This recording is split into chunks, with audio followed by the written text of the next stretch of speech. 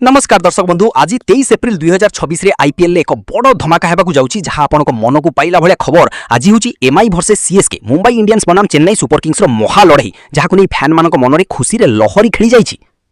MS Dhoni को comeback सबुठु बड़ खबर हेउची महेंद्र सिंह धोनी आज वांखेड़े स्टेडियम रे चलित सीजन रो प्रथम मैच खेली पारंती। से इंजरी जोगु प्रथम किछि मैच खेली नथिले किंतु आज मुंबई विपक्ष रे तांकर एंट्री होई पारे एहा फैन मानको पई एक खुशी खबर।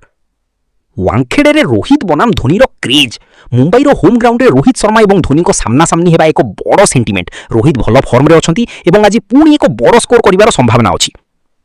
एमआई रो नुआ खेलाड़ी क्रिस भगत मुंबई इंडियंस अथर्व अंकोलेकन को बदल रे क्रिस भगत को दल रे शामिल करिछि। आज मैच रे से डेब्यू करिवार सुजोग पाई पारंती जहा एक नुआ अपडेट।